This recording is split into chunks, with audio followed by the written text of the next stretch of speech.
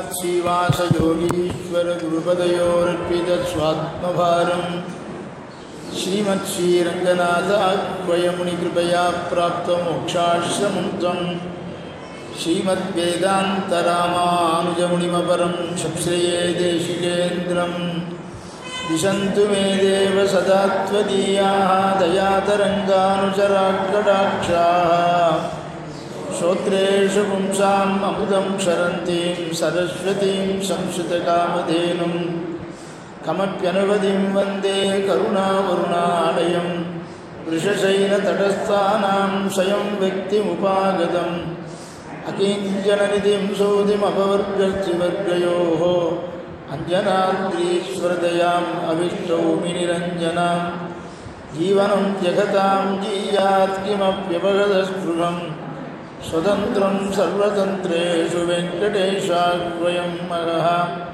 பண்டினான்மறையும் வேள்வியும் கேள்விப்பதங்களும் பதங்களின் பொருளும் இண்டமாய் விரிந்த பிறங்குழியனலும் பெருகிய புலனொடு நிலனும் கொண்டல் மாறுதமும் குறைகளேழும் ஏழுமா மணிகளும் விசும்பும் அண்டமும் தானாய் நின்ற எம்பெருமான் அரங்கமா நகரமந்தானே வாராவருவாய் வருவின் மாயா மாயாமூர்த்தியாய் ஆராபுதாய் அடியே நாவி அகமே தித்திப்பாய் தீராவெளிகள் தீர எண்ணெய் ஆண்டாய் திருக்குடந்தை ஊரா உனக்காட்பட்டு மடியே நின்னம் உடல் வேணோம் பூஜந்தம் ராம ராமேதி மதுரம் மதுராட்சரம் ஆருக்கிய கவிதா சாகாம் வந்தே வால்மீகி கோகிலம் वाल्मीकिर्मुनिसिंहस्य कवितावनचार्यः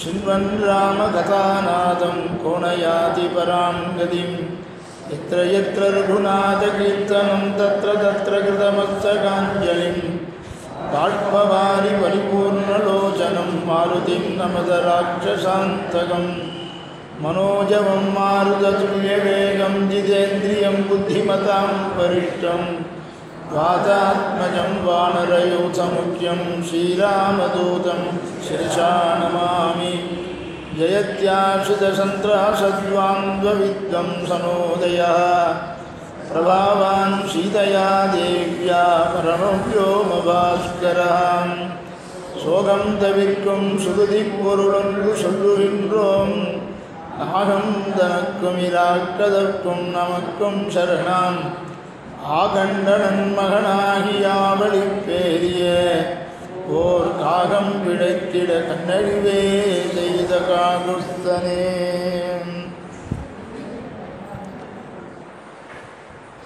இதிகாச புராணாபியாம் வேதம் சமுபபிரம்மயேத் வேதோபபிரம்மணார்த்தாய தௌ அக்ராஹயத பிரபும்.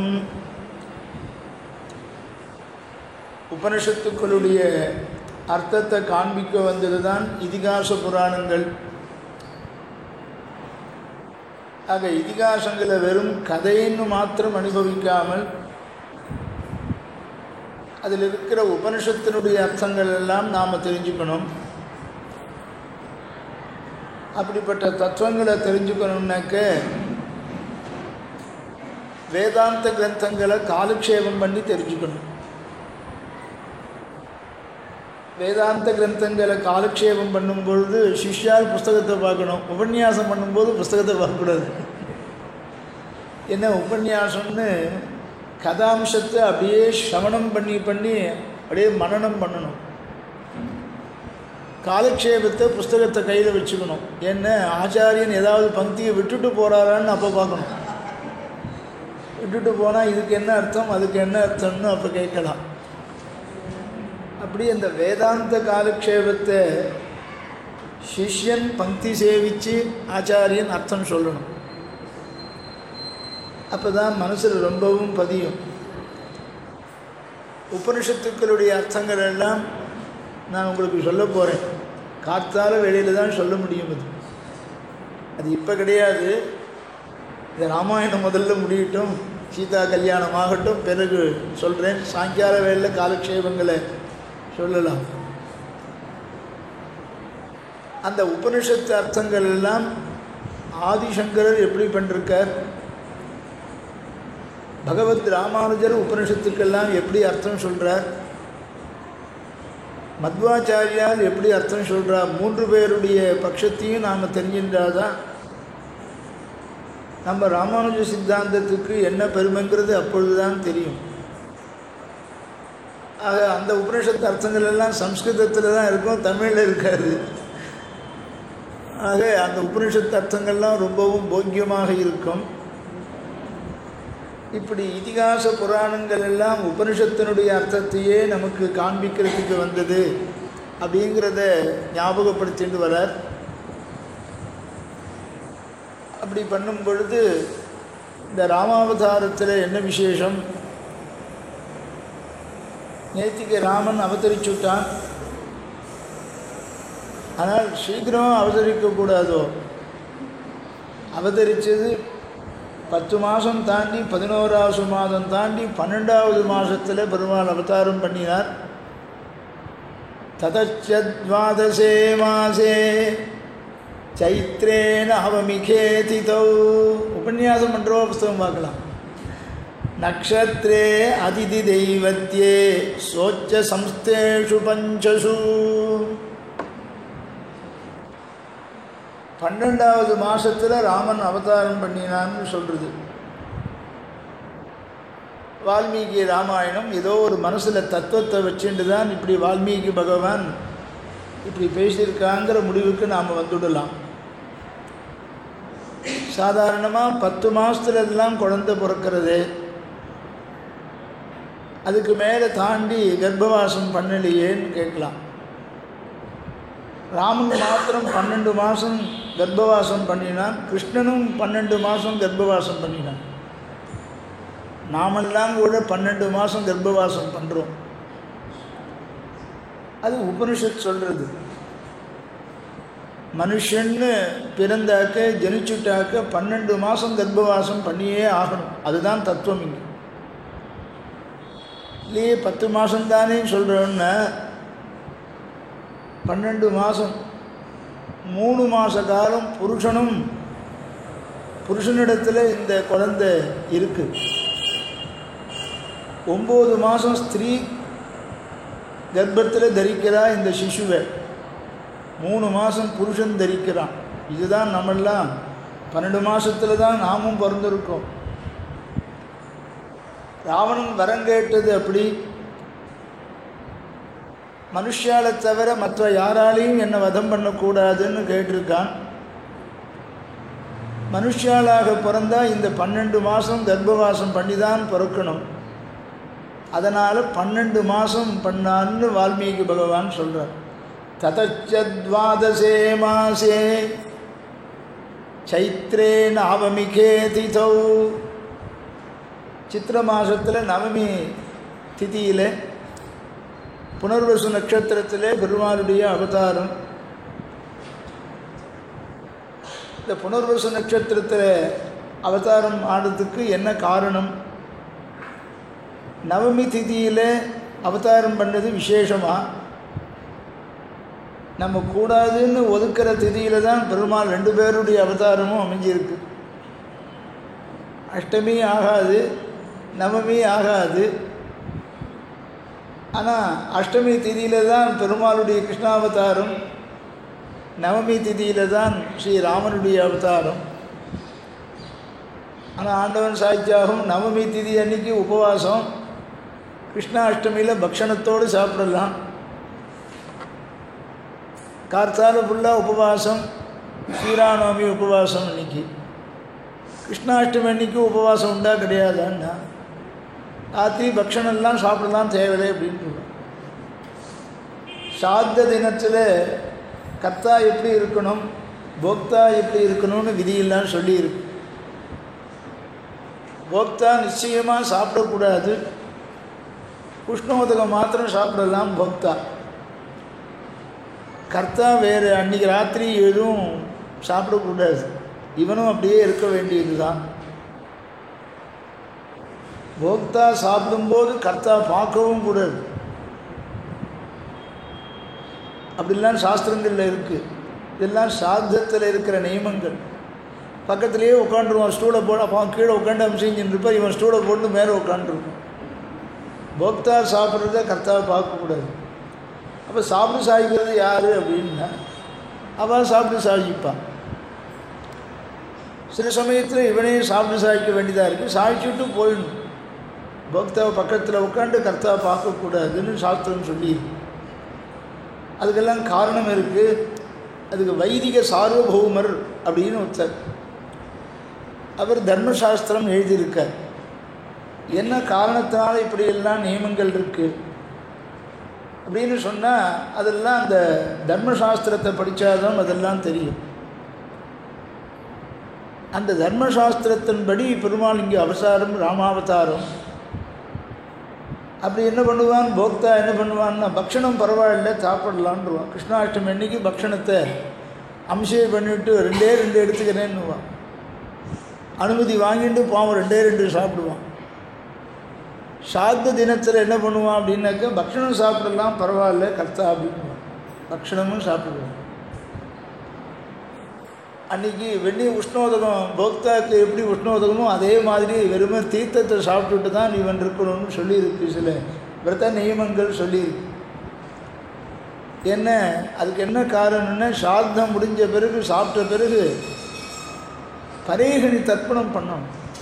மறுநாள் பண்ண வேண்டிய தர்ப்பணத்தை உத்தேசித்து முதல் நாள் ஒன்றும் சாப்பிடாமல் ராத்திரியிலே இருக்கணும். இது முடிஞ்சவா இருங்கோ, எல்லாரையும் நிர்பந்தமாக சொல்லலை. நம்ம தான் பிரபன்னர்கள்னு ஒரு அந்தஸ்து நமக்கு இருக்குது. பிரபத்தி பண்ணிண்டாச்சுன்னா தேச கால அவஸ்தா வயசாகிடுத்துன்னா சில தோஷங்கள் இல்லை. பிரபன்ன இடத்துல எந்த தோஷமும் ஒட்டாது அப்படின்னு ஒரு தேசியம் நமக்கு பலமாக சாஸ்திரத்தை எடுத்து சொல்லியிருக்கார். அதனால் பிரபத்தி பண்ணிக்காதவெல்லாம் பிரபத்தி பண்ணிட்டுருங்கோ. முடியலன்னாக்க பிரபன்னனை ஒன்றும் பண்ண மாட்டான். அதே மாதிரியே இன்றைக்கி ஒரு உபனிஷத் அர்த்தத்தை இந்த ராமாவதார கட்டத்தில் உங்களுக்கு சொல்ல போகிறேன். 12வது மாதத்தில் பெருமாள் அவதாரம் பண்ணதுக்கு காரணம், ஒரு மனுஷனாக இருந்தால் 12 மாதம் கர்ப்பவாசம் பண்ணி பிறக்கணும். மனுஷியாரை தவிர மற்றவாளால் தனக்கு வதம் ஏற்படக்கூடாதுன்னு வரம் கேட்டிருக்கிறதுனால மனுஷன் எப்படி கர்ப்பவாசம் பண்ணி பண்ணுறானோ அப்படியே பகவானும் அவதாரம் பண்ணுறான். இந்த உபனிஷத் அர்த்தம் அப்படின்னு கேட்கும் பொழுது உயர்ந்த ஞானத்தை நாம் சம்பாதிக்கணும்னு யாரிடத்தில் உயர்ந்த ஞானம் இருந்தாலும் அவளிடத்திலிருந்து உயர்ந்த ஞானத்தை நாம் சம்பாதிக்கலாம். உண்மையிலேயே பிரம்மத்தை தெரிஞ்சவனாக அவன் இருக்கணும். அந்த பிரம்ம ஞானத்தை பற்றி நமக்கு உபதேசம் பண்ணுறவன் ஆச்சாரிய சம்பந்தம் உடையவனான்னு பார்க்கணும். இப்படி சொல்கிறவா எல்லாத்தையும் கேட்டுவிடக்கூடாது. ஆச்சாரிய சம்பந்தம் எனக்கு இருக்கா, ஆச்சாரியம் மூலமாக ஞானத்தை சம்பாதிச்சவனான்னு கேட்கணும், தெரிஞ்சுக்கணும். இல்லை ஆச்சாரிய சம்பந்தம் மூலமாக வரலன்னாக்க அது லக்ஷ்மிநாத சமாரம்பாம் நாதயாவுன மத்தியமாங்கிற குரு பரம்பரை ரீதியாக வரலன்னாக்க தப்பான அர்த்தங்கள்லாம் நம்ம சொல்ல நேரிடும். அதை நாம் கேட்டுக்கிறதுக்கும் ஆகும்படி ஆகிடும். ஆக கேட்ட விஷயத்தை பிரத்தியாருக்கு வேறு சொல்லணும்னு அவள் சொல்லிட்டாக்க தப்பான அர்த்தங்களை சொல்லும்படி ஆகிடும். இதனால் நமக்கு பாவமும் சம்பவிக்கும். இப்படியெல்லாம் சாஸ்திரங்கள் சொல்லியிருக்கிறதுனால வேதாந்த ஞானம் உடையவனை ஆச்சாரியனாக தேர்ந்தெடுங்கோ. வேதத்தினுடைய அர்த்தத்தை தெரிஞ்சவனாகவும் வேதாந்தமாகிற உபனிஷத்தினுடைய அர்த்தங்களை தெரிஞ்சவனாகவும் இருக்கக்கூடியவனை ஆச்சாரியனாக நாம் தேர்ந்தெடுத்தாதான் அந்த ஞானம் பிரம்மத்தை நாம் தெரிஞ்சுக்கிறதுக்கு உபயோகத்தாக இருக்கும், பலனை பெற்றுத்தரக்கூடியதாக இருக்கும். இப்படிப்பட்ட உயர்ந்த ஞானத்தை பிராமணாது க்ஷத்ரியாது வைஷ்யாது சுவாமி தேசிகன் இந்த பிரமாணத்தெல்லாம் எடுத்து சாதிக்க போகிறார். ரகசிய திரிசாரத்தில் நாம் தெரிஞ்சுக்க போகிறோம். பிராமணிடத்திலிருந்து கிரகிக்கலாம். பிராமணன் சொல்கிறதுக்கு பிராமணன் இல்லைன்னாக்க அடுத்த வர்ணத்தை சேர்ந்தவனிடத்திலிருந்து பிரம்மத்தை பற்றி அவன் எந்த அளவில் சொல்கிறானோ அவனிடத்தில் எப்படி நாம் கிரகிக்கணுமோ இந்த கிரமமும் சொல்லியிருக்கு. அந்த முறைப்படி க்ஷத்ரியனிடத்திலிருந்தும் கிரகிக்கலாம், வைஷ்யன் இருந்தால் வைஷ்யனிடத்திலிருந்தும் கிரகிக்கலாம், நான்காவது வர்ணத்திலிருந்தும் கிரகிக்க வேண்டிய அளவுக்கு கிரகிக்கலாம் அப்படின்னு சுவாமி தேசிகன் ஒரு வர்ணத்தை சேர்ந்தவன் இல்லாத பட்சத்தில் ஒருவனிடத்திலிருந்து கேட்கலாம். இதுக்கு யார் அனுமதி கொடுத்துருக்கா நீங்கள் சொல்கிறீங்களேன்னா உபனிஷத்து அனுமதி கொடுத்துருக்கு. எதுக்கெடுத்தாலும் உபனிஷத்தை பதில் சொல்லிட்டா உபனிஷத்து இப்போ நாம் எடுத்து வாக்கியத்தை இன்றைக்கி காண்பிக்க போகிறோம். ததச்சத்வாதசே மாசே சைத்ரே நாமமிகே திதௌ நக்ஷத்ரே அதிதி தெய்வத்யே சோச்ச சம்ஸ்தேஷு பஞ்சசு. உபனிஷத்தில் நீங்கள்லாம் கேள்விப்பட்டிருப்பேன். ஆச்சாரிய சிஷ்யர்களே பல பேர் சொல்லுவோம். கடோபனிஷத்து நச்சிகேதஸை பற்றி சொல்கிறா. அந்த கடோபனிஷத்து பல தர்மங்களை நமக்கு எடுத்து சொல்கிறது. உபனிஷத்தில் உபகோசலன் ஒருவன் ஒரு சிஷ்யன். அந்த உபகோசலன் தத்துவத்தை பற்றி தெரிஞ்சுக்கும் பொழுது பல தர்மங்களை நாம் தெரிஞ்சுக்கிறோம். நாமெல்லாம் சிஷ்யால் எப்படி இருக்கணுங்கிறதுக்கு மாத்திரம் தெரிஞ்சுப்போம். நாமெல்லாம் ஆச்சாரியாலாக இருக்க போகிறதில்லை, சிஷ்யாலாக இருக்குமான்னு பார்த்துட்டா போதும். அதனால நச்சிகேதஸ் எப்படி யமதர்ம ராஜாவிடத்தில் அக்னி வித்தியை கற்றுண்டான், அவனுக்கு என்ன சிஷ்ய லட்சணம் பூர்ணமாக இருந்தது. உபகோசலன் எப்படி தத்துவத்தை தெரிஞ்சுண்டான், அவனுக்கு சிஷ்ய லட்சணம் எப்படி பூர்ணமாக இருந்தது.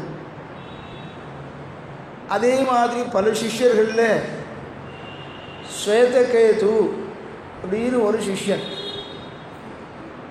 முதல்ல தத்துவத்தை உபதேசம் பண்ணும் பொழுது உபனிஷத்தில் இந்த வாக்கியம் அடிக்கடி வருது. தத்துவமசி ஸ்வேதகேதோ அப்படின்னு வருது.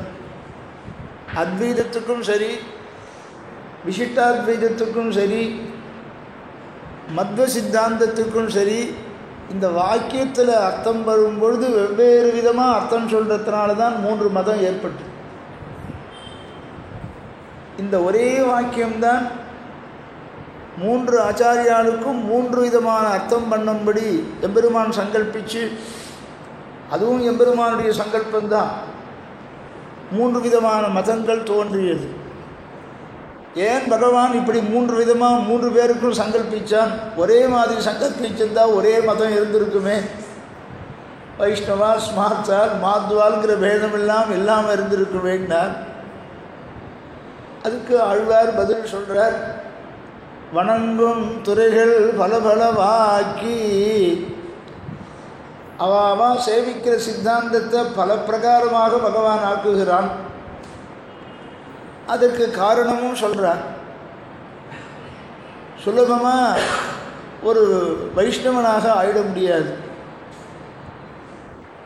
இதற்கு முன்பு பல சித்தாந்தத்தில் நாம் இருந்துட்டு தான் இப்போ இந்த உயர்ந்ததான வைஷ்ணவ சித்தாந்தத்துக்கு நாம் வந்திருக்கோம், கிருஷ்ண பக்தனாக ஆகியிருக்கோம்.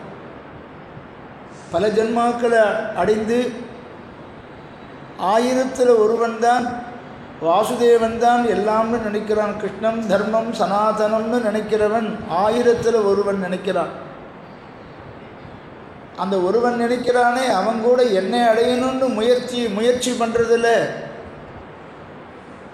எல்லாரும் இருக்காளா அப்படின்னு கேட்டால் எல்லாரும் முயற்சி பண்ணுறான்னு சொல்ல முடியாது. ஏதோ ஒருவன் முயற்சி பண்ணுறான், தியானம் பண்ணுறான், சரணாகதி பண்ணுறான், ஏதோ ஒன்று ஜபம் பண்ணுறான். இப்படி வைஷ்ணவனாக ஆறுதுங்கிறது பல ஜென்மாவை இதுக்கு முன்பு எடுத்து பிறகு நாம் இந்த உயர்ந்த ஜென்மாவை அடைச்சிருக்கோம். இந்த உயர்ந்த ஜென்மாவில் என்ன கிடைக்கணும்னா வாசுதேவன் தான் நமக்கு எல்லாம் அப்படின்னு தெரிஞ்சுட்டாக்க அவனை தியானம் பண்ணி மோட்சத்துக்கு போயிடலாம். அதற்கு முன்பு பல ஜென்மாக்களை நாம் எடுக்க வேண்டியிருக்கு. சீக்கிரமாக மோட்சத்தை பெற்றுக் கொடுக்கறது இது எல்லா சித்தாந்தத்திலையும் இப்படி சொல்லலையன்னா அப்போ அத்வைதத்தை ஏன் படித்தான், சங்கரரை ஏன் படித்தான், மத்வாச்சாரிய சித்தாந்தத்தை ஏன் அவரை கொண்டு பண்ணினான்? ஒரே விசிஷ்டாத்வைத சித்தாந்தத்தை மாத்திரம் பண்ணியிருந்தால் எல்லாரும் சீக்கிரம் மோட்சத்துக்கு போயிருக்கலாமேன்னார். அவளுடைய கர்மாவுக்கு தகுந்த மாதிரி பல துறைகளுக்கு போய் கடைசியில் பெருமாளை ஆசிரியித்து தியானம் பண்ணும் வரணும். பல சித்தாந்தத்துக்கு போகும்படி தான் ஏன் ஆக்கணும் பகவான் அப்படின்னு கேட்டாக்க, அவனுடைய கர்மாவை நாம் மீறி பல ஜென்மாவை நடந்திருக்கோம். ஒவ்வொருத்தரும் மீறுதலும் ஒவ்வொரு விதமாக இருக்குது. அநேக ஜீவராசிகளும் ஒரே மாதிரி பகவானுடைய கட்டளையை மீறினான்னு சொல்ல முடியாது. ஒவ்வொருத்தரும் ஒவ்வொரு விதமாக மீறி இருக்கான். நம்ம அனுபவத்திலேயே இதை நாம் பார்க்கலாம். ஒருத்தர் சொல்கிறபடி எல்லாரும் கேட்கறது இல்லை. ஆற்றுலேயே குழந்தைகள் நம்ம ஒருத்தர் சொன்னாக்க ஒரு குழந்தை ஆட்சேபிக்கிறது, ஒரு குழந்தை அப்பா சொல்லிட்டா அம்மா சொல்லிட்டான்னு கேட்குறது. நீ சொன்னதை ஏன் அப்படியே பண்ணணுமான்னு சில குழந்தைகள் கேட்குறது. அதுக்கு பதில் சொல்ல வேண்டி இருக்கு நமக்கு. அது கர்மானுகுணமாக ருச்சி பேதம்ட்டார். ஒவ்வொருத்தனுடைய ருச்சி ஒவ்வொரு விதமாக இருக்குது. அதனால் சில பேரை விளம்பிச்சு மோட்சத்துக்கான உபாயத்தை செய்யும்படி சில பேரை மற்ற துறைகளில் மற்ற சித்தாந்தத்தில் போகும்படி பெருமாள் பண்ணிவிடுறார். வணங்கும் துறைகள் பல பலவாக்கி பல பல சித்தாந்தங்களை உண்டு பண்ணுறதும் பகவானே உண்டு பண்ணுறான்னு சொல்லிட்டான். அதுக்கு அந்தந்த ஜீவனுடைய சேதனனுடைய கர்மாவுக்கு தகுந்த மாதிரி இவன் கிட்டக்க வராதபடி ஒதுக்கி தள்ளுறது.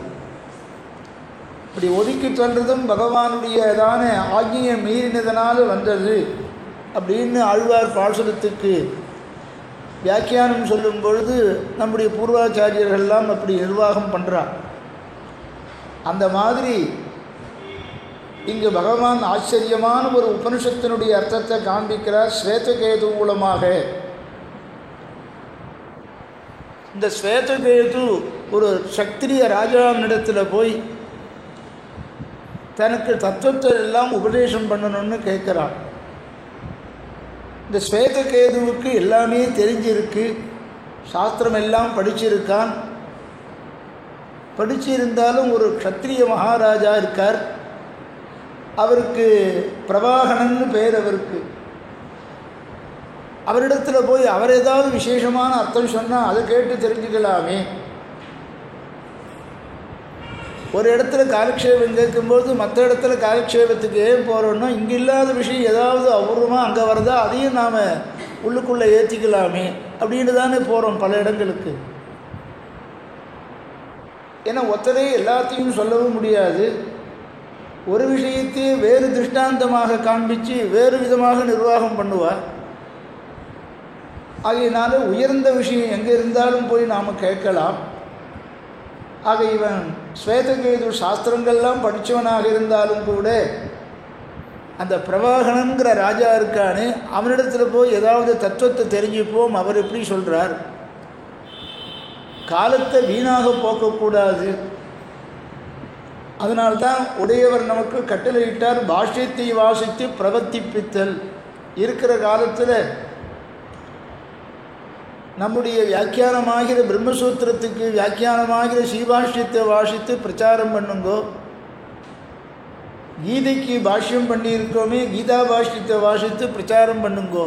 பாஷ்யத்தைன்னு அங்கே பந்தி இருக்க வழிய பாஷ்யம் கீதா பாஷ்யமும் ராமானுஜர் பண்ணிடுது, ஸ்ரீபாஷ்யமும் ராமானுஜர் பண்ணுது. பாஷ்யத்தைங்கிற இடத்துல ஸ்ரீபாஷ்யத்தை வாசித்து பிரவர்த்திப்பத்தல்னு ஒரு அர்த்தம் சொன்னாலும் ஸ்ரீபாஷ்யன்னு தனியாக போடாதனால பாஷ்யத்தைன்னு போட்டிருக்கிறதுனால கீதா பாஷ்யத்தையும் வாசித்து பிரச்சாரம் பண்ணணும்னு உத்தமூர் சுவாமி தம்முடைய வியாக்கியானத்தில் எழுதியிருக்கார். நாம் அதை சேவிக்கலாம். ஆக காலத்தை வீணாக ஆக்கக்கூடாது. சதா சர்வ காலமும் பிரம்ம விசாரம் பண்ணிட்டு இருக்கிறது தான் ஆத்மாவுக்கு ஹிதம். சரீரத்துக்கு ஹிதமானது தான் ஆகாரம். ஆத்மாவுக்கு ஆகாரங்கிறது பிரம்ம விசாரம்தான். அந்த வேதாந்த விசாரம் பண்ணிகிட்டே இருந்தால் லோக விசாரத்தில் நாம் ஈடுபடவே மாட்டோம். எல்லாம் நடக்கும். குடும்பத்தில் பல சர்ச்சைகள் நடக்கும், கிளேசங்கள் வரும், இதெல்லாம் ஒரு பக்கம். ஒரு நிமிஷம் அந்த ஆத்ம விசாரத்தில் இறங்கிவிட்டாக்க சதா சர்வகாலமும் ஆத்மாவை பற்றியே நினச்சிட்டு இருப்பான். மனுஷுக்கு ஒரு சாந்தி ஏற்படுறது ஆத்ம விசாரம் பண்ணுற மாதிரி வேறு எதுலேயும் ஒரு மனுஷுக்கு சாந்தி வராது. எனக்கு சாந்தி வேணும் சுவாமி, மனசாந்தி வேணும் அப்படின்னு என்ன கேட்குறது? இந்த வேதாந்த விசாரம் பண்ணு, இதுதான் மனசாந்தியை கொடுக்கும்.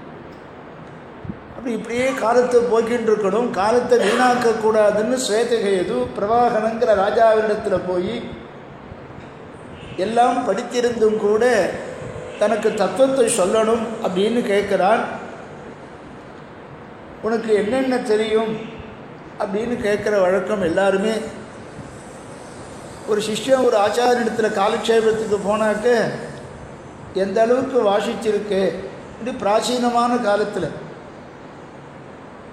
சாகித்யம் வாசிச்சிருக்கியா, காவியம் நாடகம் அலங்காரம் வாசிச்சிருக்கியா,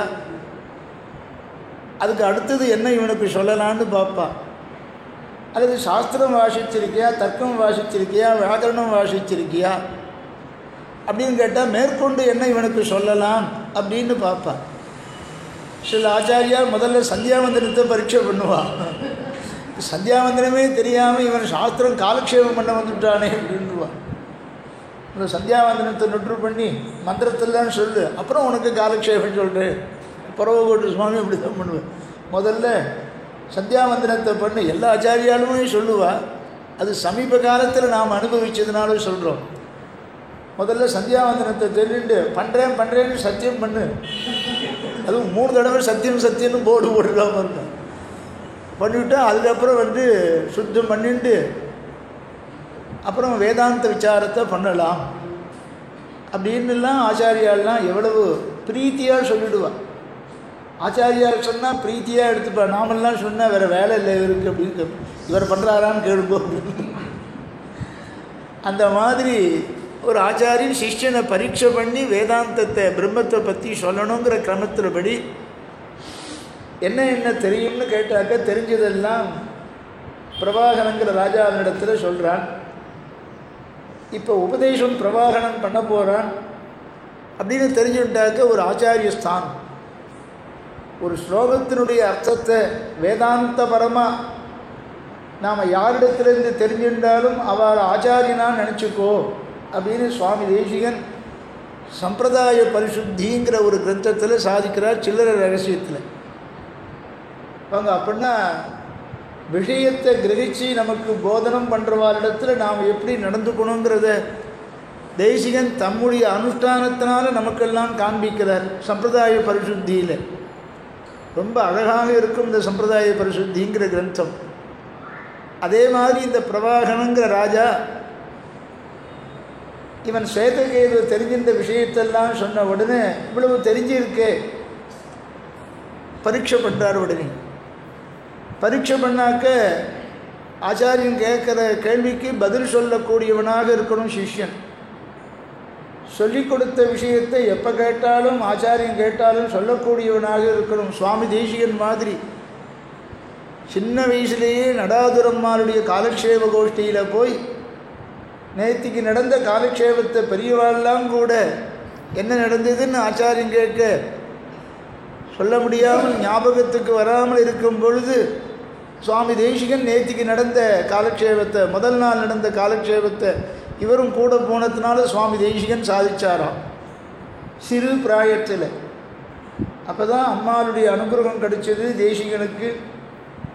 பிற்காலத்தில் பெரிய சித்தாந்தத்தை ஸ்தாபனம் பண்ணக்கூடிய ஒரு ஆச்சாரியராக வருவீர், உமக்கு எல்லாமே உண்டாகும், தேப்பெருமாளுடைய அனுகிரகத்தினால எல்லாமே உமக்கு உண்டாகும் அப்படின்னு அனுகிரகம் பண்ணுறார் நடாதுரம்மாள் சுவாமி தேசிகன்.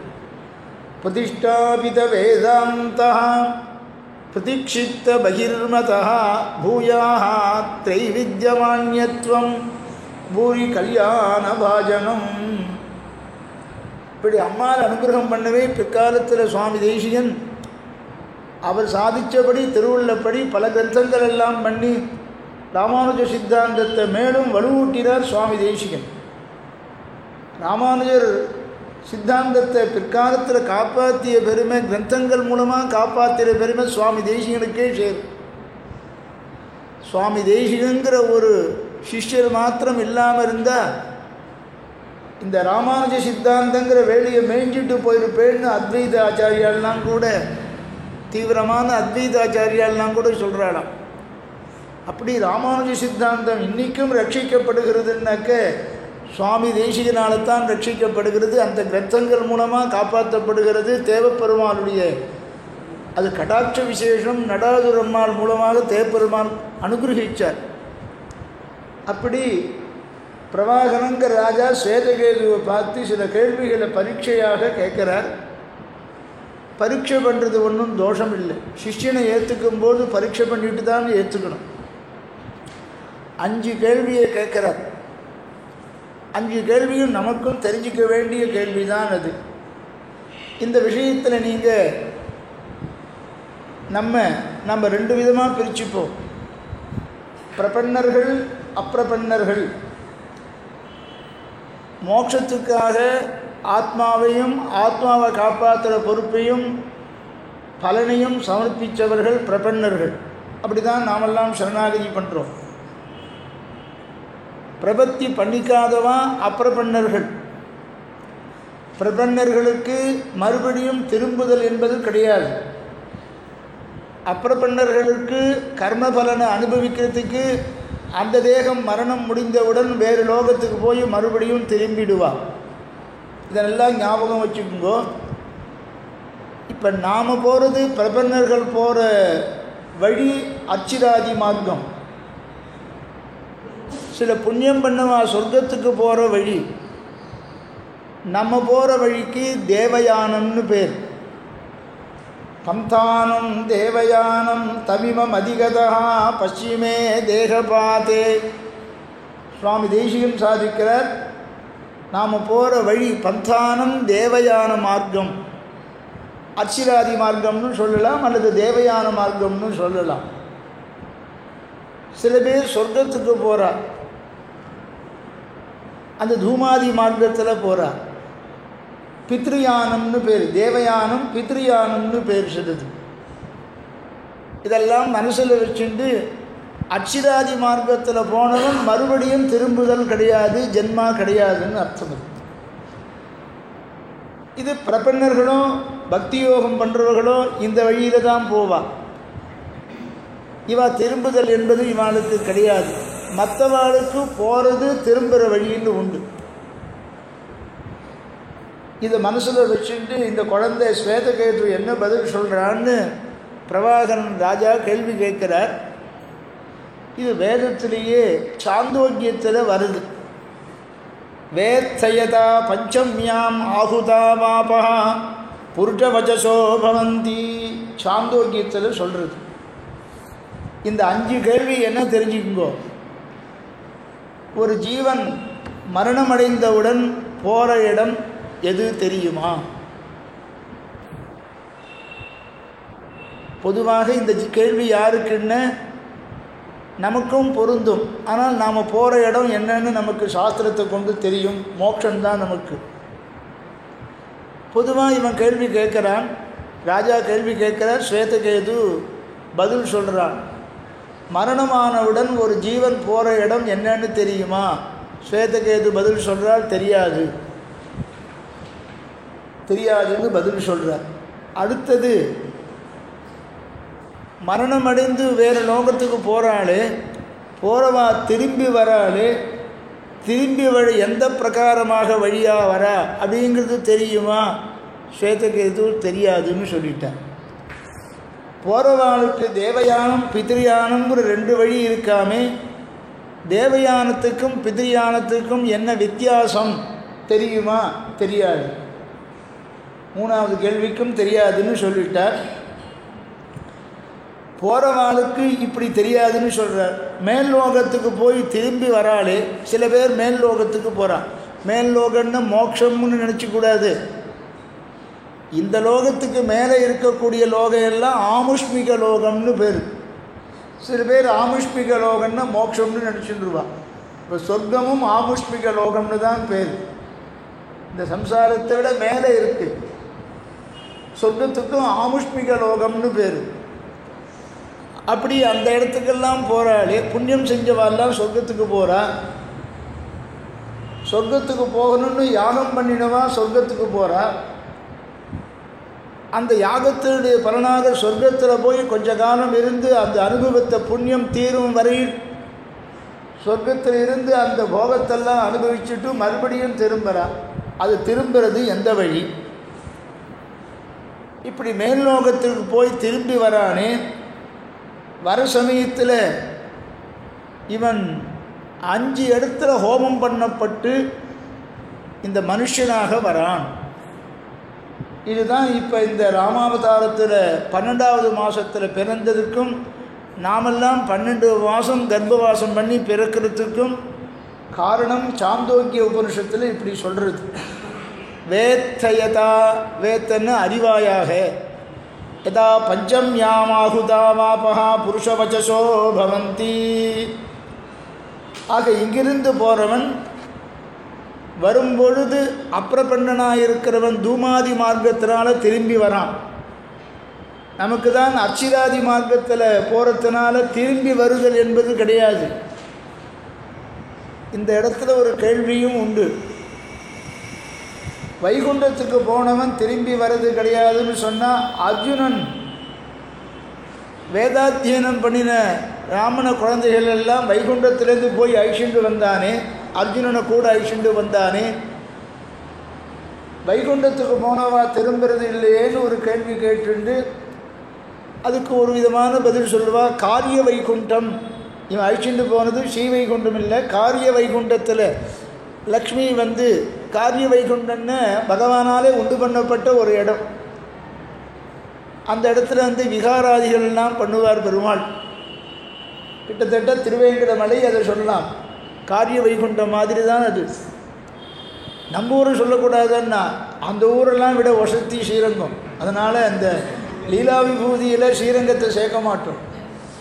ஏன்னா இது வியாக்கியானத்திலேயும் பெரியவா சொல்லியிருக்கா, நித்திய விபூதியிலையும் சேராது லீலா விபூதியிலையும் சேராத 3வது விபூதி ஸ்ரீரங்கமாகட்டும். அதனால்தான் இச்சுவை தவிரையான் போய் இந்திரலோகமானும் அச்சுவை பெரினும் வேண்டேன் அரங்கமான் அகருளானேன்னு இந்த பாசுர வியாக்கியானத்தில் ஸ்ரீரங்கம் 3ய விபூதி ஆயிற்றுன்னு எழுதியிருக்கான். இந்த பாசுர வியாக்கியானத்தில் பார்த்தீங்கன்னா அது தெரியும். அது எந்த லோகத்திலையும் சரியாது. அப்படிப்பட்ட காரிய வைகுண்டத்துக்குள்ள போய் லக்ஷ்மி இந்த 4 பிள்ளைகளையும் அழிச்சுண்டு போயிருந்தார். அந்த குழந்தையை அழிச்சுண்டு வந்தார். வைகுண்டத்துக்கு போனவன் தான் திரும்புறது கிடையாது அப்படின்னு சொல்லலாம். மேலும் அர்ச்சிராதி மார்க்கத்தில் போனவன் தான் திரும்புறது கிடையாது. பெருமாள் போகணுன்னு அவன் சங்கல்பப்படி இஷ்டப்படி எந்த வழியில் வேணாலும் வைகுண்டத்துக்கு போகலாம், எந்த வழியில் வேணாலும் அழிச்சுட்டு போகலாம். இப்போ நியமங்கள்லாம் சில பேருக்கு 50 ரூபா டிக்கெட்டு, 250 ரூபா டிக்கெட்டு. நீங்கள் போயிட்டு வரையில போய் ரங்கநாதனை போய் சேவிச்சுட்டு ஆச்சரியமாக வரையில. அப்படி போகிற வழியில் உள்ளுக்குள்ளே இருந்த அந்தரங்க கைங்கரியவரால் இருந்தாக்க இந்த கேட்டை திறப்பான், அந்த கேட்டை திறப்பான், இப்படியோ உள்ளே போயிடுவான். நமக்கு ஒன்றும் தெரியாது. அந்த கேட்டு திறந்தே இருக்கும், நமக்கு தெரியாது, அவனுக்கு தெரியும். அது அந்த மாதிரி சர்வஜனான கிருஷ்ணன் அர்ஜுனனை அழிச்சுட்டு போனான்னு சொன்னால் அச்சிராதி மார்க்கத்தில் தான் வைகுண்டத்துக்கு போகணுன்னு அவசியம் இல்லை. அந்த வழியில் போனவன் தான் திரும்புறது கிடையாது. இதை இவன் கேள்வி கேட்குறான்.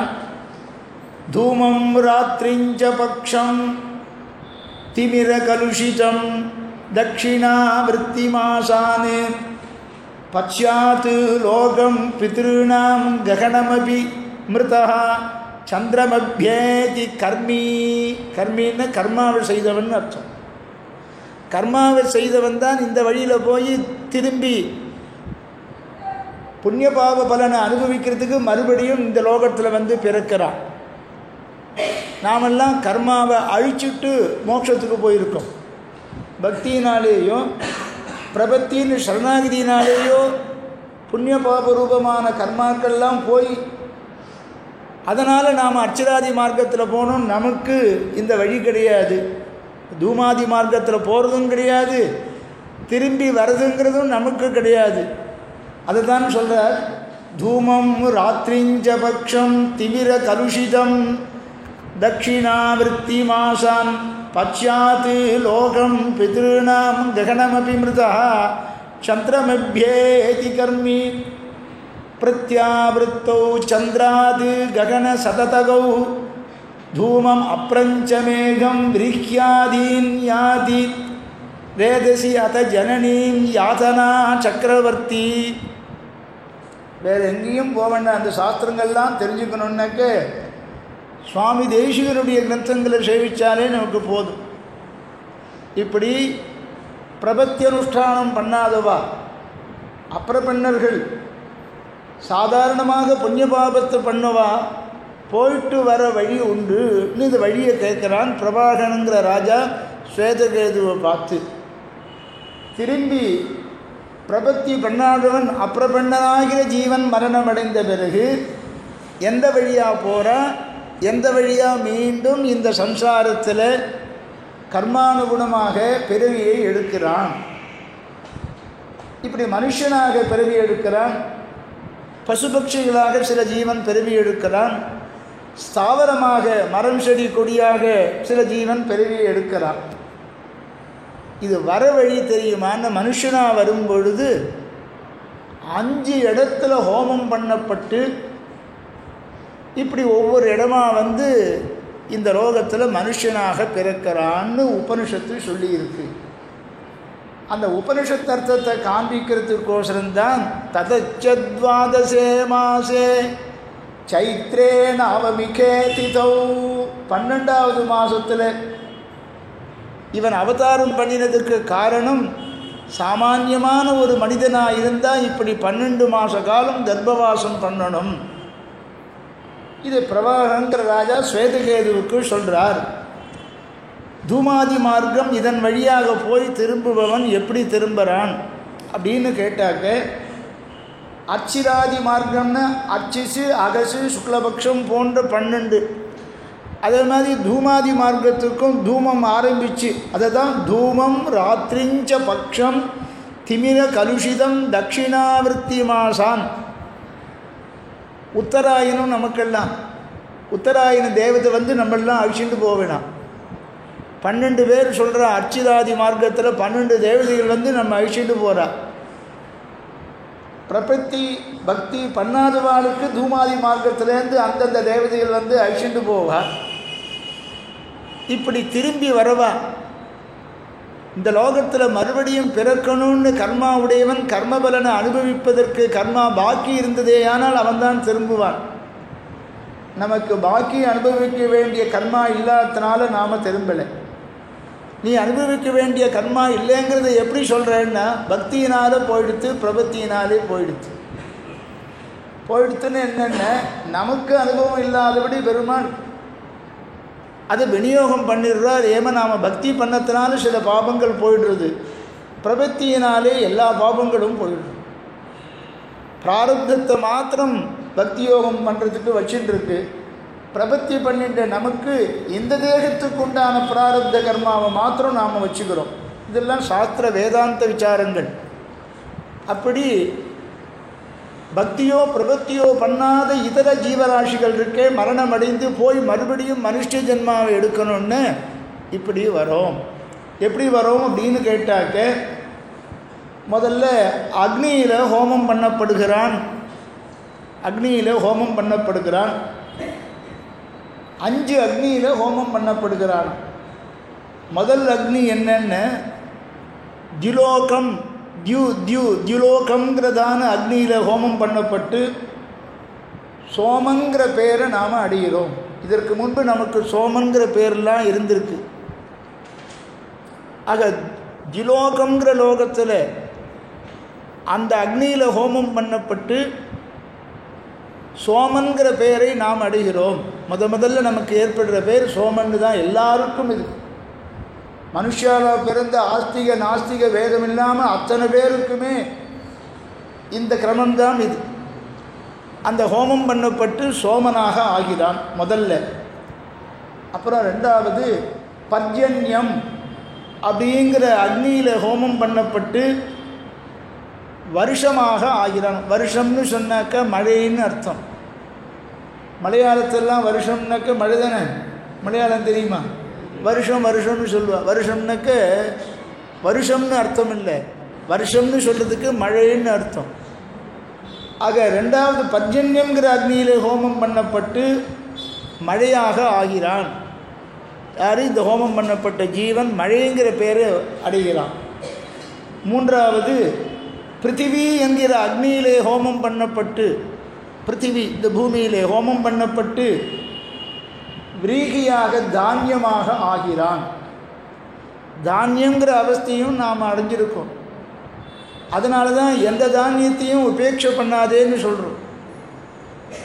எதையுமே உபேட்சை பண்ணால் நம்மளை அது விட்டுடும். அந்தந்த தானியத்தினிடத்திலையும் ஒரு ஜீவன் இருக்கான். ஆக தானியமாக ஆகிறான் மூன்றாவது அக்னியிலே ஹோமம் பண்ணப்பட்டு. அடுத்தது புருஷன் என்கிற அக்னியிலே ஹோமம் பண்ணப்பட்டு ஸ்திரீ வயிற்றில் போகிறான். புருஷன் அப்போ வேறு விதமான பேர் இருக்குது சாஸ்திரத்தில், வேதத்தில் சொல்லியிருக்கு. புருஷங்கிற அக்னியிலே ஹோமம் பண்ணப்பட்டு ஸ்திரீகளுடைய பெண்களுடையதான கர்ப்பத்துக்கு போய் சேர்றான். அப்புறம் ஐந்தாவதாக ஸ்திரீங்கிற கர்ப்பத்தில் ஸ்ரீ, அஞ்சாவது அக்னி ஸ்திரீ. ஸ்திரீயே அக்னியாகவே சொல்லியிருக்கு உபனிஷத்து. அந்த அக்னியில் ஹோமம் பண்ணப்பட்டு அவளிடத்திலிருந்து பிறக்கிறான் மனுஷன், ஜீவன் பிறக்கிறான். மனுஷன்னு பெயர் கொடுக்குறோம். இப்படி தான் நாமெல்லாம் பிறந்திருக்கோம். இப்படி 5 இடத்துல இருக்கான். ஒவ்வொரு இடத்துல எத்தனை நாள் இருக்கான் அப்படின்னு கேட்கும்பொழுது உபனிஷத் சொல்கிறது, அதோ வை கலு துர்நிப்பிரபதரம். சாந்தோக்கிய உபனிஷத்து சொல்கிறது, எல்லா இடத்துலையும் சீக்கிரமாக வந்துடுறான். இந்த விரீகி தானியத்திலிருந்து அதிலிருந்து சேர்ந்து போவது தான் கொஞ்சம் தாமசமாக ஆறுதான், விளம்பமாக ஆறுதுன்னு உபனிஷத் சொல்லிது. தானியத்திலேருந்து போகிறது, புருஷன் வயிற்றில் போகிறது கொஞ்சம் விளம்பமாக இருக்குது. புருஷன் வயிற்றுலேருந்து ஸ்திரீகளுடையதான அந்த அக்னியில் போய் சேர்றது. இப்படி இருந்து தானியத்திலேருந்து புருஷன் வயிற்றில் போகிறது தான் விளம்பமாக ஆறுது. அந்த விளம்பம் விரீகி தானியத்திலிருந்து விளம்பிச்சு சில பேருக்கு போகிறது, போகாமையே சில பேருக்கு இருந்தது. அதுக்கு காரணம் கர்மா காரணம்னு சொல்லிடுவோம். சுலபமாக நம்ம தப்பிக்கிறதுக்கு வழி என்னென்ன, கர்மான்னு ஒரு பலனை போட்டுவிட்டாக்க உடனே தப்பிச்சுடலாம். அப்படி அதனால தான் அந்த விரீகியோடு சில ஹோமம் பண்ணப்பட்டு அது நின்றுடுறது. அதுக்கப்புறம் புருஷனுடைய வயிற்றில் போகிறது கொஞ்சம் விளம்பிச்சு போகிறது. சுகிருதம் இருந்ததே ஆனால் அது புருஷனுடைய வயிற்றுக்கு போய் புருஷனிடத்துலேருந்து ஸ்திரீ ஆகிற அக்னியிடத்தில் போய் சேர்ந்துடுறது. இப்படின்னு 5. இது அது மாத்திரம் கொஞ்சம் தாமசமாக ஆறுதான். ஆக தானியத்திலேருந்து புருஷன் வயிற்றுக்குள்ளே போய் இருந்து அது 3 மாத காலம் இருக்கான். தானியத்திலிருந்து புருஷன் வயிற்றில் போய் 3 மாத காலம் இருந்து ஸ்திரீ வயிற்றில் போய் 9 மாதம் அந்த ஜீவன் போய் இருக்கான். இதெல்லாம் யாருக்குன்னு கேட்டாக்க தட்சிணாவிருத்தி மாசாம் சந்திரமபியேதி கர்மி. இதெல்லாம் யாருக்குன்னா கர்மபலனை அனுபவிக்கிறதுக்கு புண்ணியபாப ரூபமான கர்மாக்களை செஞ்சவாளுக்கு தான் இந்த ரூல்ஸ். ஆனால் பகவான் கர்மபலனை அனுபவிக்கிறதுக்கோசரம் அவதாரம் பண்ணலை. இவருடைய உத்தேசியம் தேவர்கள் எல்லாம் சரணாகதி பண்ணியிருக்கா. தசரத சக்கரவர்த்திக்கு புத்திரனாக பிறக்கணும், ராவண சம்ஹாரம் பண்ணணும். சாமானிய மனுஷ தர்மத்தெல்லாம் லோகத்தில் தான் அனுஷ்டித்து அந்த தர்மத்தெல்லாம் அத்தனை மனுஷாலும் பின்பற்றணுங்கிறதுக்கோசரம் தர்ம சம்ஸ்தாபனார்த்தாய சம்பவாமி யுகே யுகே என்று சொல்கிறபடி தர்மத்தை நிலைநாட்டணும், மனுஷாளுக்குன்னு ஏற்பட்ட தர்மத்தை அவள் காப்பாற்றணும் அப்படிங்கிறத லோகத்துக்கு காண்பிக்கிறதுக்கோசரம் அவதாரம் பண்ணுறதுனால ராவண சம்ஹாரம் ஏற்படணும்.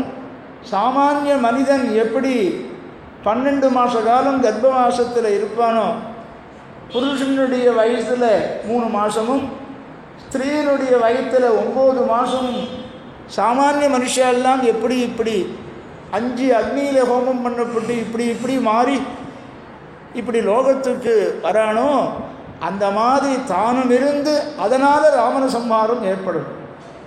அதனால் ததச்சத்வாதசே மாசே சைத்ரே நவமிகே திதௌ 12 மாதம் கழித்து பிறந்தான்.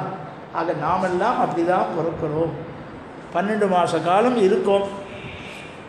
ஆக ராவணன் இப்படி கேட்டிருக்கிறதுனால துவாதசே மாசே அவனை வதம் பண்ணுறதுக்கு புருஷ வயிற்றில் போய் பிறகு ஸ்திரீ வயிற்றில் போகணும். பெருமாள் பார்த்தார், இல்லை கௌசல்ய வயிற்றிலேயே 12 மாதம் இருந்துட்டு போகிறோம் அவன் சங்கல்பம், அவனை யாரும் கொஸ்டின் பண்ண முடியாது. கர்மாவினாலே புண்ணிய பாபரூப கர்மாவை பண்ணுறவாளுக்கு இந்த ரூல்ஸு. மனுஷனாக பிறக்க போகிறதுன்னு பெருமாள் முடிவு பண்ணிவிட்டார். ஆக யார் வயிற்றில் இருந்தால் என்ன, கௌசல்யாதேவி வயிற்றினிடத்துலேயே 12 மாதம் இருந்துருவோன்னு அங்கேயே இருந்துட்டு 12வது மாதத்தில் பிறந்தானாம். இப்படி கிருஷ்ணாவதாரம் பண்ணின பெருமாள் அவனை வதம் பண்ணுறேன், கம்சனை வதம் பண்ண போகிறேன். ஆனால் இந்த ராமாவதாரத்தில் ராவணனுக்கு வதம் பண்ணுற அளவுக்கு மனுஷானால் தனக்கு எந்த ஆபத்தும் ஏற்படக்கூடாதுன்னு கேட்கல. மனுஷாலை தவிர மற்றவாளால் தனக்கு மரணம் ஏற்படக்கூடாதுன்னு ராவணன் கேட்டிருந்தார். அதுக்கோசரம் அப்படி பண்ணார். கிருஷ்ணாவதாரத்திலையும் பெருமாள் என்ன பண்ணுறார், தேவகியினுடைய கர்ப்பத்தில் இதே கிரமத்தில் 12 மாதம் கர்ப்பவாசம் பண்ணுறார். ஆனால் இந்த கிரமத்தில் மனுஷால் எப்படி அவதாரம் பண்ணுவாளோ, கர்மாவினாலே கர்ப்பவாசம் பிறந்து நாம் கஷ்டப்படுறோம், அவெல்லாம் சங்கல்பத்தினால கர்ப்பவாசம் பண்ணியும் கஷ்டப்படுறானேன்னு ஆழ்வார்கள்லாம் வருத்தப்படுறார். கிருஷ்ணாவதாரத்திலையும் இந்த மாதிரி தேவகி கர்ப்பத்தில் இப்படி இருந்தாராம். இதை பெரியாழ்வார் அழகாக தன்னுடைய அனுபவத்தில் அனுபவிக்கிறார். 12 திங்கள் வயிற்றில் கொண்ட பாங்கினால் என் இளங்கொங்கை அமுதமூட்டி எடுத்து யான் பொன்னடினோவ புலரியே காணில் கன்றின் பின் என் இளம் சிங்கத்தை போக்கினேன் எல்லே பாபமே. நான் என்ன பாபம் பண்ணியிருப்பேன், மாடு மேய்ச்சிட்டு போன்னு என் குழந்தைய அனுப்பிச்சேன், நான் என்ன பாபம் பண்ணியிருப்பேன். மாடு மேய்க்கிறதுக்கு பிறந்தவனா இவன். தர்மத்தை ஸ்தாபனம் பண்ணுறதுக்கோசரம் சாதுக்களை ரட்சணம் பண்ணுறதுக்கோசரம் எடுத்த அவதாரம். எல்லா அவதாரங்களும் கிருஷ்ணாவதாரமும் அப்படி. சிறு குழந்தையாக இருக்கும்போது மாடு மேய்க்கிறதுக்கு போ, பெருமை ஆற்றுல செல்லம் கொஞ்சின்னு இருக்காதேன்னு நந்தகோபர் யசோதையினிடத்தில் உத்தரவு போடுவார். மாடு மேய்க்கிறதுக்கு போ, அனுப்பு, சீக்கிரம் போய் சாத்தை கட்டி மூட்டை கட்டி அனுப்பு அப்படின்ட்டுருவான் குழந்தைக்கு. மத்தியானம்லாம் திரும்பக்கூடாது, லஞ்செல்லாம் அங்கேயே ஸ்கூல்லேயே தான். அவனுக்கு மாடு மேய்க்கிற இடம் தான் அங்கெல்லாம் சாப்பிட்ற இடம். அது சீக்கிரம் சாத்து மூட்டையை கட்டி தித்தியோனத்தை கட்டி அனுப்பு. பாவம் அவள் கறவைகள் மாடுகள் கலந்து தயிர் சாதம் தான் நித்திக்கும். திரும்ப சொல்கிறாள், தயிர் சாதமா, காத்தால் என்ன சாப்பிடுவே தயிர் சாதம், மத்தியானம் என்ன சாப்பிடுவே தயிர் சாதம், சாயங்காலம் என்ன சாப்பிடுவே தயிர் சாதங்கிறாள். இடையர்களுக்கெல்லாம் வேறு என்ன தெரியும், தயிர் சாதம் தான். சில பேருக்கு எப்போ பார்த்தாலும் ஒரு வாரம் தயிர் சாதம் சாப்பிட்டா தேவையில்லைன்னு தோணும். சீக்கிரம் மூட்டை கட்டி அனுப்பி குழந்தை போகட்டும். இப்படி அனுப்பிச்சும்படியாக நானும் பிரசாதத்தை கட்டி குழந்தைய அனுப்பிச்சேனே, மாட்டை ஓட்டிட்டு போட அப்படின்னு அனுப்பிச்சேனே, நான் என்ன பாபம் பண்ணியிருப்பேன். சர்வேஸ்வர தத்துவத்தை மாடு மேய்க்கிறதுக்கு போ, அங்கே எப்படி இருக்கும், காடெல்லாம் எப்படி இருக்கும், முற்கள்லாம் முள்ளெல்லாம் இருக்கும், சின்ன சின்ன கற்கள்லாம் இருக்குமா. இந்த குழந்தைய குத்திவிடாதா, தவ அமிர்த சேத்தினி, தாமரை போன்ற மிருதுவான திருவடியாச்சே பெருமாளுடைய திருவடி. இப்படி நான் அனுப்பிச்சுட்டேனே, நான் என்ன பாபம் பண்ணியிருப்பேன். ஆனால் நந்தகோபர் ஆற்றுக்காரனமும் உத்தரவு போட்டுட்டார், மாடு மேய்க்கட்டும். இடைய ஜாதியில் பிறந்து மாடு மேய்க்கலைன்னாக்க என்ன நினச்சிப்பா மற்றவாடும். சுதர்மத்தை விட்டுவிட்டான், கண்ணனே சுதர்மத்தை விட்டுவிட்டான், நாமும் சுதர்மத்தை விட்டுவிடலாம் அப்படின்னு சொல்கிற சம்பிரதாயம் இல்லையே நமக்கு. சுதர்மத்தை விடாமல் இருக்கக்கூடிய சம்பிரதாயமாச்சு. அதனால சுதர்மத்தை அவன் மாடு மேய்க்கிறதான சுதர்மத்தை செய்யட்டும் அவன் அப்படின்னு சொன்னாலும். சரி, சாதம் கட்டி அனுப்புகிறேன். அந்த குழந்தை மாடை ஓட்டிட்டு போகிறது, காட்டில் போகிறது. காட்டில் போகிறதுக்கு வெயில் எப்படி அடிக்கும், காலில் எப்படி முள்ளெல்லாம் குத்தும். சரி அனுப்புகிறேன், கிருஷ்ணனை அனுப்புகிறேன், ஒரு கொடை வாங்கி கொடு. கொடை பிடிச்சிட்டு போகிறாள், சரி கொடை பிடிச்சிட்டு போகிறாள், ஒரு கொடை வாங்கி கொடும் அப்படின்னு யசோதை கேட்குறாளாம் நந்தகோபுரத்தில். குழந்தைக்கு ஒரு செருப்பு வாங்கி கொடுத்தீரா, இப்போ விரட்டுறீரே, சுதர்மத்தை செய்யாமல் இருக்கக்கூடாது, கிருஷ்ணனையும் சுதர்மத்தை விட்டுவிட்டா எல்லாரும் விட்டுடுவான்னு சொன்னீரே, ஒரு கொடை வாங்கி கொடுத்தீரா, கொடை புரியுறதா, ஆண்டவன் அம்பரல்லான்னு சாய்ப்பார். கொடை வாங்கி கொடுத்தீரா, ஒரு செருப்பு வாங்கி கொடுக்க வக்கில்ல, குழந்தைய வந்து மாடு மேய்க்கிறதுக்கு அனுப்புறீரு அப்படின்னு பெரியாழ்வார் யசோதியா பாவிச்சுட்டு கேட்குறாரு. பாசுரம் இருக்குது, குடையும் செருப்பும் கொடாதே, குடையும் செருப்பும் கொடாதே. அது என்ன பாடித்து பாருங்க, அந்த செருப்புங்கிற சப்தம் என்ன பாக்கியம் பண்ணியிருந்தா ஆழ்வார் திருவாக்கிலேருந்து அந்த சப்தம் வரும். இதை கூட ஆழ்வார் சொல்லுக்காரன்னு நினைக்கக்கூடாது, அது என்ன பாக்கியம், அந்த சப்தம் என்ன பாக்கியம் பண்ணியிருந்தா ஆழ்வார் திருவாக்கிலிருந்து வரும். கொடை என்ன அந்த சப்தம் பாக்கியம் பண்ணியிருந்தா அந்த கொடை ஆழ்வார் திருவாக்கிலிருந்து வரும். குடையும் செருப்பும் கொடாதே தாமோதரனை நான் உடையும் கடியன ஊர்ந்து வெம்பரல்கள் உடை கடிய வெண்கானிடை காலடி நோவ கன்றின் பின் கொடியேன் என் பிள்ளையை போக்கினேன் எல்லே பாவமே. என்ன நான் பாவம் பண்ணிட்டேன், என் பாவம் எப்படி இருக்கு பார்த்துங்கோ. ஒரு கொடை கூட வாங்கி தரல, ஒரு செருப்பு கூட வாங்கி தரல, குழந்தைய மாடு மேய்க்கிறதுக்கு நான் அனுப்பிச்சுட்டேனே, என்னுடைய பாபம்தான் காரணம். குழந்தைய சர்வேஸ்வர தத்துவத்தை இப்படி மாடு மேய்க்கிறதுக்கு அனுப்பிச்சேனே அப்படின்னு கேட்டால், உடனே பார்த்து கேட்டாலாம், மாடு மேய்க்கிறதுக்கு இப்படி அனுப்பிச்சுட்டேரே, ஒன்றுமே கொடுத்து அனுப்பலேன்னு கேட்டாலாம். உடனே தோழி கேட்குறாளாம், ஓன்னு அழுதுன்ட்ருக்கா யசோதை, ஓன்னு அழுதுன்ட்ருக்கா, குழந்தைய இப்படி மாடு மேய்க்கிறதுக்கு வெயிலில் அனுப்பிச்சுட்டுமே, கொடை செருப்பு எதையுமே கொடுத்து அனுப்பாமல் போயிட்டுமேனு ஓன்னு அழுதாலாம். உடனே அவள் தோழி கேட்டாலும், ஏன் இப்படி அழுத?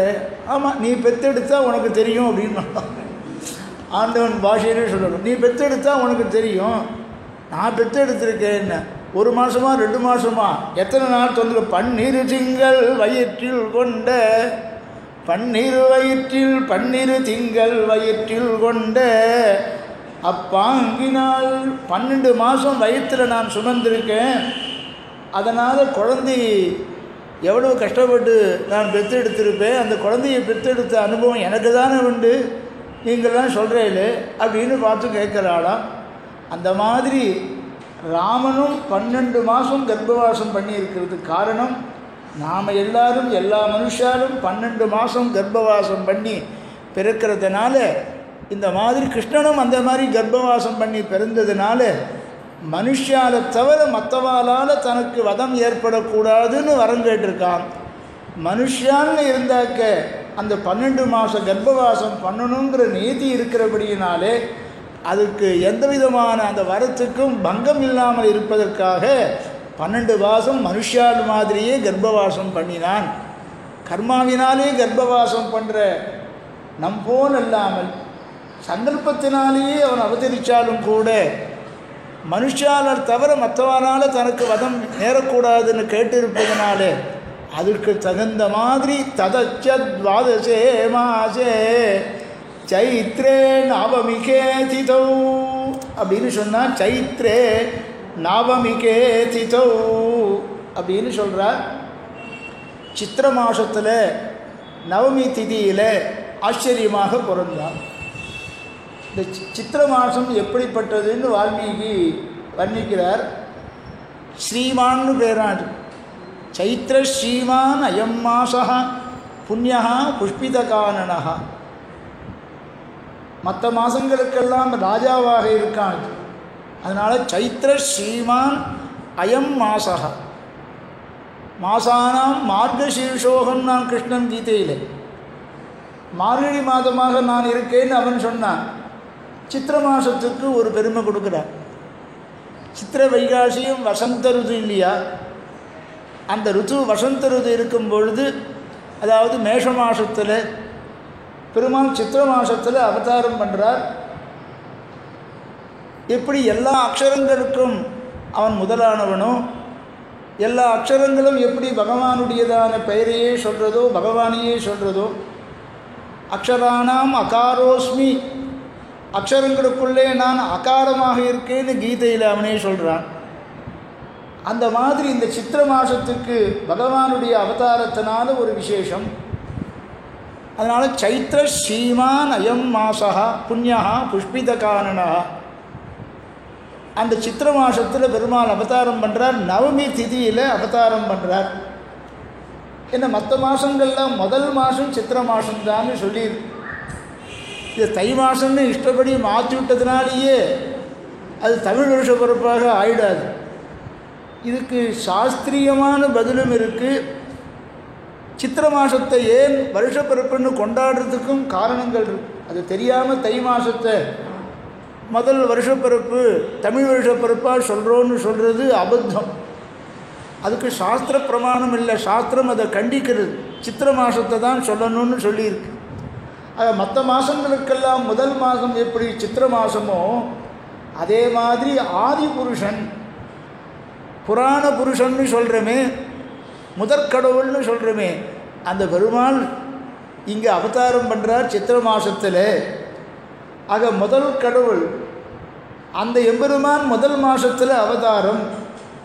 ஜகத்துக்கெல்லாம் இந்த பிரபஞ்சத்துக்கெல்லாம் ஆதி காரணம் யார்? பகவான் தானே, அந்த நாராயணன் தானே. அந்த நாராயணன் தான் ராமனாக அவதாரம் பண்ணுறான்ங்கிறத ராவணன் சொல்கிறான். தன்மன்னே ராகவம் வீரம் நாராயணம் அனாமயம். அழிவே சந்திக்காதவன், அழிவே இல்லாதவனான அந்த நாராயணன் தான் இந்த ராமனாக அவதரிச்சிருக்கான். மன்யே ராகவம் வீரம் நாராயணம் அனாமயம்னு ராவணன் முதல் நாள் யுத்தத்தில் தோற்று போய் ரதத்தை இழந்து படையை இழந்து சாரதியை இழந்து இன்று போய் நாளைவான்னு பெருமாள் கிருபையாக சொல்லி அனுப்புகிறாரு. அப்போ சொல்லும்பொழுது சொல்கிறான், அந்த ராவனை நான் சாட்சாத் நாராயணனாக நினைக்கிறேன். இப்படி சொன்ன உடனே சந்தோஷம் மால்யவான் போன்றவாளுக்கெல்லாம். ராமனை சாமான்யமாக நினச்சிவிட்ட இத்தனை நாளாக, இப்போ நாராயணனாக நினச்சிவிட்ட, இப்பயும் ஒன்றும் பலன் கிடைக்காமல் போகாது. சீதையை கொண்டு ராமனிடத்தில் ஒப்படைச்சுடு. அவனை சரணாகதி பண்ணிவிட்டாக்க நீ பண்ண தப்பை உன்னை மன்னிச்சு விட்டுடுவான், எப்பொழுதும் போல சுகமாக இருக்கலாம் அப்படின்னு சொல்லும் பொழுது அப்போ ராவணன் சொல்கிறான், என்னை 2 துண்டாக வெட்டி போட்டாலும் பரவாயில்ல, நான் ஒருவருக்கும் அடிபணிகிறதுங்கிறது முடியவே முடியாது. என்ன திதா பஜ்ஜேவம் அத்தேவம், 2 துண்டாக என்னை வெட்டி போட்டாலும் சரி, ஒருத்தனுக்கு அடிபணிஞ்சிருது சேவிக்கிறதுன்னு என் வாழ்நாளில் சரித்திரத்தில் கிடையாது. ஏண்டா இவ்வளோ தூரம் இந்த ராமன் நாராயணன்னு சொன்னேன்னு சொல்லி பார்த்தேன் அப்படின்னார். ஏன் இப்படி இருக்கே, நாராயணன் தெரிஞ்சின்ற பிறகும் ஏன் இப்படி இருக்கேன்னார். ஏஷமே சகஜோதோஷா சுபாவோ துரதிக்கிரம. என் கூட பிறந்த குணம் இது. இது குணமாக இது பெருமாள் கிடச்சிருக்கான், நாராயணன்னு தத்துவத்தை தெரிஞ்சுட்டான், போய் சரணாகதி பண்ணிக்கூடாதான்னா அந்த சுகிருதம் அவனுக்கு வரலேன்னு அர்த்தம். நம்ம சித்தாந்தத்தில் ஒரே பதில் என்னென்ன, அந்த கர்மா அவனுக்கு சுகிருத கர்மா பலன் கொடுக்கிறதான சமயம் வரலை. அதனால் என்ன பண்ணான், பெருமாளுடைய கையால் பானத்தினால் அடிபட்டு மரணத்தை அடைஞ்சி அடுத்த ஜென்மாவை எடுத்துட்டு சீக்கிரமாக வைகுண்டத்துக்கு போகிறான். இதெல்லாம் ஒரு நாடகம் தானே. ராவணன் கும்பகர்ணன் இந்த மாதிரி இரண்யன் இரண்யாட்சன்லாம் வரதெல்லாம் ஒரு சாபத்தினால தானே இங்கே அனுபவிக்கிறதுக்கு இவா வந்திருக்கான்னு நாம் சாஸ்திரமெல்லாம் சொல்லிகிட்டு இருக்கோம். அப்படி இந்த சித்திர மாதத்தில் அவதாரம் பண்ணார். சித்திர மாதத்தில் முதற் கடவுள் எப்பொழுதும் இருக்கக்கூடிய அனாதி தத்துவமாகிற அந்த தத்துவம் சித்திர மாதத்தை தேர்ந்தெடுத்ததுக்கு காரணம் 12 மாதம் இருந்தது. அப்பொழுது தான் தேவர்கள் எல்லாம் சரணாகிதி பண்ணி புத்திரகாமேஷ்டியாகம் பண்ணும்படியாக இவருக்கும் தோன்றியது, ரிஷிசிங்கரை வரவழைக்கும்படி தோன்றியது. இப்படி 12 மாத காலம் இந்த சமயத்தில் பாயசத்தை கொடுத்தறிஞ்சு தான் கௌசல்யாதேவிக்கு புத்திரனாக பிறக்கிறது எல்லாம் பகவான் சங்கல்பத்தினால நடந்தது. அதை நாம் நினச்சாக்க நம்ம சங்கல்பம் நினச்சபடி நடக்காது. பகவத் அனுகிரகமும் கூட சேர்ந்து இருந்து அவனுடைய சங்கல்பம் இருந்து நம்முடைய சேரும் பொழுது அப்பா நான் நினச்சேன் நடந்துருத்துன்னு சொன்னாக்க தப்பு. நாம் நினச்சோம் பகவத் சங்கல்பம் அனுகூலமாக இருந்தது, அது நடந்ததுன்னு சொல்லணும். அப்படி அஸ்வமேத யாகத்தை பண்ணி முடித்த உடனே தேவர்களை பார்த்து, தேவர்கள் எல்லாம் பிரம்மாவிடத்தில் முறையிட்டு எல்லாருமா சேர்ந்து பகவானிடத்தில் முறையிட்டு ராவண சம்மானம் ஆகணும்னு சொல்கிற சமயத்தில் புத்திரகாமேஷ்டி யாகம் பண்ணணும்னு இவருக்கும் கொஞ்சம் தள்ளி கூட பண்ணலாம், அப்படி இல்லாமல் உடனே பண்ணிவிடுவோம் அப்படின்னு தசரதருக்கு தோன்றி உடனே இந்த புத்திரகாமேஷ்டி யாகம் பண்ணும் பொழுது சங்கல்பித்து இந்த 12 மாத காலமும் சரியாக இருந்தது. ஒரு மனுஷன் எப்படி பிறக்கணுமோ அந்த கிரமத்தில் 12 மாத காலம் கர்ப்பவாசம் பண்ணினான். ததச்சத்வாதசே மாசே சைத்ரே நாமமிகே திதௌ. இந்த சித்திர மாதமாக பிறந்ததுனால எல்லா தெய்வத்துக்கும் மேம்பட்ட தெய்வங்கிற தத்துவத்தை காண்பிக்கிறாளாம். வேதங்கள்லாம் ஸ்ருதி வாக்கியங்கள்லாம் சொல்கிறது, லோகத்தில் எது எது தெய்வம் தெய்வம்னு சொல்லப்பட்டிருக்கோ அந்த தெய்வத்துக்கெல்லாம் மேலான தெய்வம் இங்கே ராமனாக பிறந்திருக்கான். தமீஸ்வரானாம் பரமம் மகேஸ்வரம் தம் தேவதானாம் பரமஞ்ச தெய்வதங்கிற தத்துவம் இப்படி வந்திருக்கு. சித்திர மாதத்தில் பிறக்கிறது சூச்சனையினால் முன்கூட்டியே சூச்சிப்பிக்கிறது தான். எப்போ சித்திர மாதத்தை அவன் தேர்ந்தெடுத்தானோ மற்ற மாதங்களுக்கெல்லாம் எப்படி முதல் மாதமோ அந்த மாதிரி மற்ற தேவதைகளுக்கெல்லாம் மேலான தத்துவம் சுவாமியான தத்துவம் அந்த ஈஸ்வர தத்துவங்கிறத சொல்லாமல் சொல்கிறது இந்த மாதம்னு சொல்லி சைத்திர சீவான் அயம் மாசா ஆக நவமிக்கே திதௌ நவமி திதியை தேர்ந்தெடுத்தாளாம். அஷ்டமி திதியை கிருஷ்ணன் சங்கல்பிச்சுட்டான். இந்த நவமி திதியை ராமனாக இவன் அவதாரம் பண்ணணும்னு பெருமாள் சங்கல்பிச்சுட்டான். ஆனால் இந்த 2 திதியும் ஒதுக்கப்பட்ட திதி. அஷ்டமி நவமியில் எந்த காரியமும் பண்ணுறதில்லை. இதுக்கு தேசிகன் அழகாக பதில் சொல்கிறார். கிருஷ்ணாவதாரத்தில் பற்றி கிருஷ்ண அஷ்டமியில் பிறந்தாருன்னார். பாதுகா சகஸ்ரத்தில் சொல்லும் பொழுது அஷ்டமி திதிக்கு ஒரு தோஷம் சொல்லுவா. நீ என்ன பண்ணிட்ட பாதுகாதேவியே, இந்த ரங்கநாதனை சுமந்தென்று வந்து எல்லா ராத்து வாசல்லையும் கொண்டு நிறுத்திட்டு அஷ்டமி திதியில் அவதாரம் பண்ணினவனான ரங்கநாதன் கிருஷ்ணனாக இருந்தானே ரங்கநாதனாக இருந்தா என்ன, எல்லாம் ரங்கநாதன் தான். நீ பாதுகாதேவி நீ அவனை திருவடியை அழிச்சுண்டு எல்லாருக்கும் சேவை கொடுக்கும்படி பண்ணிட்டா. திதிர் அஷ்டமி எது அவதார வைபவாது பிரதமா திதி ஸ்திரிஜகதாம் அஜாயதா. சுவாமி தேசிகன் பாதுகா சகஸ்திரத்தில் சாதிக்கிறார். திதிர் அஷ்டமி எது அவதார வைபவாது கிருஷ்ணனுடைய அவதாரத்தினால அஷ்டமி திதியானது பிரதமா திதி முதல் திதியாக மாறித்து. முதல் திதின்னு பிரதம திதின்னு அர்த்தம் இல்லை, நம்பர் 1 திதியாக மாறித்துன்னு அர்த்தம். பிரதமா திதி ஸ்திரிஜகதாம் அஜாயதா அப்படின்னு சொல்லி ஒன்றாவது ஒரு பெருமை கிடைச்சது. நீ அதிதியாக ஆக்கிட்ட. திதின்னு சொன்னாக்க பிரதம திதிய திருதிய சதுர்த்தின்னு இப்படி கிழமை சொல்கிறோமோ எப்படி. நீ பாதுகாதேவி என்ன பண்ணாலன்னா அந்த திதியை அஷ்டமி திதியை அதிதியாக ஆக்கிட்டாளாம். பிரதமா திதின்னாக்க உத்கிருஷ்டமான அப்படின்னு ஆக்கிவிட்டேன். அதிதின்னு என்ன அர்த்தம், கெஸ்ட்டுன்னு அர்த்தம். பெரிய உபச்சாரம் பண்ணும்படியாக அதனை ஆக்கிவிட்டேன். என்ன நீ ரங்கநாதனை தன்னுடைய அவனுடைய திருவடியை தாங்கிட்டு எல்லா இருக்கிற இடத்துலையும் நீ அழிச்சிட்டு போய் சேவை பண்ணி வைக்கிறதுனால அந்த அஷ்டமி திதிக்கு இருக்கக்கூடிய தோஷத்தை இல்லாதபடி அதிதியாக, திதி இல்லாதபடி தோஷம் இல்லாதபடி அதிதியாக நீ ஆக்கிட்ட. அதிதின்னா திதி இல்லாமல், அதிதின்னு சொன்னால் விருந்தாளி, உபச்சாரம் பண்ணக்கூடியதான தெய்வமாக நீ ஆக்கிட்டே அப்படின்னு சுவாமி தேசிகன் பாதுகா சகஸ்திரத்தில் சாதிக்கிறார். அந்த மாதிரி சைத்ரே நவமிகே திதௌ நவமி திதியில் புனர்வசு நட்சத்திரத்தில் பெருமாளுடைய அவதாரம்.